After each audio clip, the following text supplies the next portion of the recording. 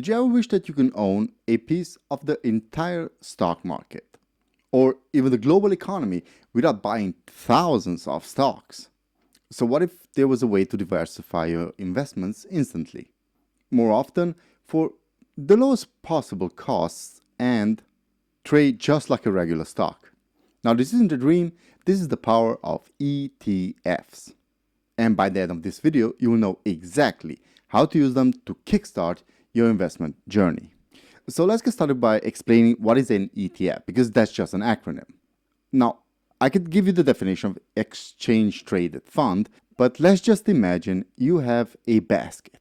Instead of putting all of your eggs in one basket, just like buying one company as a stock, a ETF allows you to put multiple and even a high variety of different companies into one single basket.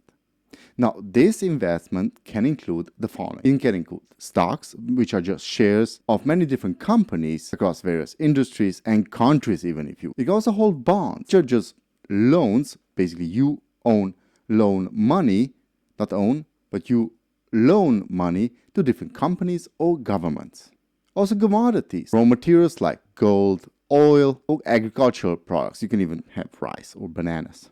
You can also hold currencies like foreign money, forex, foreign exchange stands for, and also real estate, exposure to property markets. Now, the key here is that this basket then divided into shares that you can buy and also sell on stock exchanges, just like a regular company stock. Now, that is why it is called a exchange traded fund, short ETF. So basically, when you're buying one share of an ETF, you're buying shares of all of the individual stocks or bonds that are in that basket and instantly getting exposure to the underlying asset that is in the basket. So let's just do a comparison. ETFs versus mutual funds. What's the difference? Now, ETFs are often compared to mutual funds because they both pull money from investors to have a diversified portfolio. Basically, they invest in a diversified portfolio. They invest in multiple companies. However, there are some key differences, especially for beginners. So let's take a couple of features. So ETFs, for example, when we talk about trading, ETFs trade just like stocks on regular basis of the day. Mutual funds, on the other hand, only trade once a day after the market closes. Now, pricing. Very important. For ETFs, price fluctuates throughout the day. For mutual funds, on the other hand, the price sets at the end of the day at the net asset value, or NAV. Also, fees. For ETFs, they're generally low fees, and that is called a TER. For mutual funds, they can have a higher expansion ratio for loads and sale fees. Now, for diversification purposes, ETFs are excellent because they're instantly diversified. If you're buying a diversified ETF, you can also buy, and we're going to come to that, more specific ETF, but more on that later on. Now, mutual funds, on the other hand, let's just say they're more niche, but they can also be diversified. Now let's talk about managed. Mostly ETFs are passively managed. There are also actively managed ETFs, but that's where mutual funds come into play, because mutual funds can be actively or passively managed, but mostly they are actively managed. That is why their fees are higher in most cases. Another difference is, for example, when you're trying to buy one or the other. In an ETF case, you can buy one share of that ETF. You can even dollar cost average into that ETF, buying fractions of a share at a very low cost. Now, for a mutual fund, they often have higher minimum investments, sometimes $1,000. Where for a ETF, you can also invest $1, which I wouldn't recommend because there are fees and you're investing nothing. Now, when we talk about taxes, that's the most important thing, almost. ETFs are mostly tax efficient, where mutual funds they're not inefficient, but they're less tax efficient. Now, for beginners, ETFs mostly win due to their lower cost, due to their ease of trading, and typically for minimum investment threshold. So why invest in an ETF? Especially, where are the benefits for beginners? First of all, instant diversification. And this is huge because instead of researching and buying 50 different stocks, you could just buy one ETF, which has 50 different stocks. Mostly they have more than 50. Lower cost. If you want to diversify, you will have to buy, or you will need to buy, each and every stock for an ETF. Now, when you buy an ETF, you buy it once and not 50 times, which means, well, 50 transaction costs. Now, they do charge a fee, ETFs I mean, but it's pretty low. Also, simplicity. Choosing basically one ETF that tracks the entire market, like for example the S&P 500, is much easier than picking out single stocks. So let's talk about the types of ETFs that are out there for beginners. A broad market ETF, that's the very first one. Basically, you could either choose to have a S&P 500 US stocks, covers all of the 500 major stocks in the S&P, tracks them minus the TER, which is the fee. You can also choose a world ETF that's going to take in all of the emerging markets, all of the developed markets like the US, the Europe, so far and so on, and place them all in one ETF.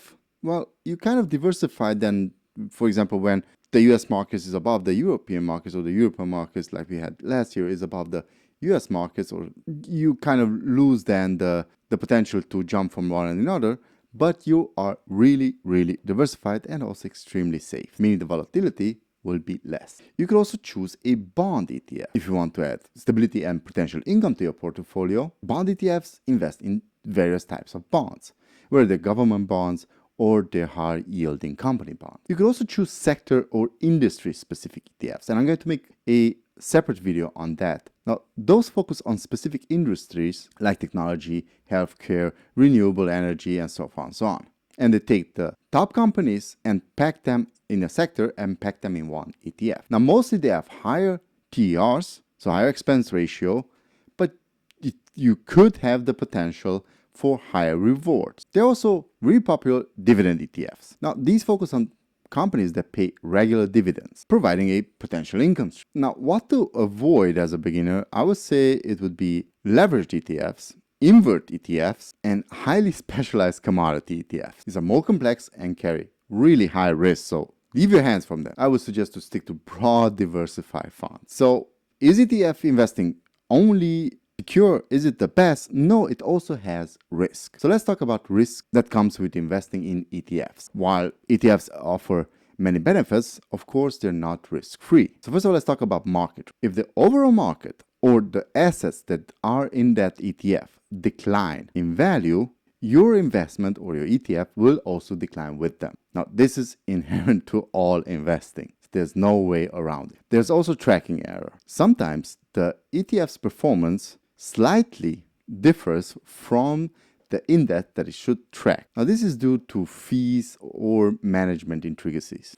But for broad market ETFs, this impact is minimal, so don't worry about it. Now, there is also the liquidity risk. While major ETFs are highly liquid, some smaller and niche ETFs could have some liquidity problems when it comes to buying or selling them quickly. Well, let me just explain something. When you are on a stock market, it's basically a market. There is a seller and a buyer, and those two have to meet in order for a transaction to happen. So if there's no seller, or if there's a seller at a price you do not agree upon, there will be no transaction. Don't just think that if you're placing a buying order, that order will also execute if the price does not match the selling order. Also, there's something called the split, but that's too much for this video right now. Now, there's another risk to ETFs, which is the concentration risk. This does not happen to broadly diversified ETFs. It's mostly a sector ETF that is impacted by the concentration risk. If you're sector specific, so if you choose an ETF that is sector specific, for example, energy, healthcare,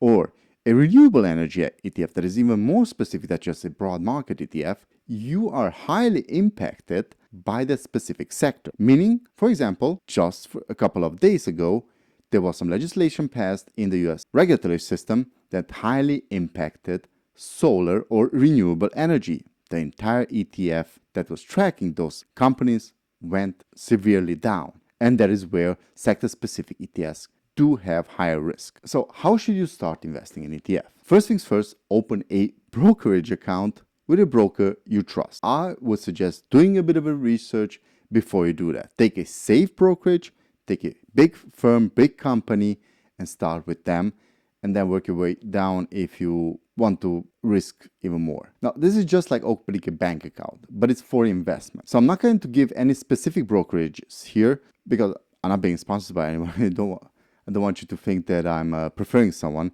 but there's many out there, so please do your own research. What I do suggest is for looking at the following things. No account minimum, because many brokers out there allow you to start with any amount. Commission-free ETF trades. That's a major thing that you should look at. Most major brokers offer this. They should also have good research tools and educational resources. Now, I will just give an example of some popular brokerages out there like Fidelity, Charles Schwab, Vanguard, E-Trade, and so forth and so on. But please do your own research. If you're in Europe, do your own research. I will not mention any specific ones. Please do your own research. There are a lot of great ones out there. So how do you search and choose your very first ETF? First, you should define your goal. Are you saving for retirement, which is a long-term goal? Are you saving for a down payment, which is a medium-term goal?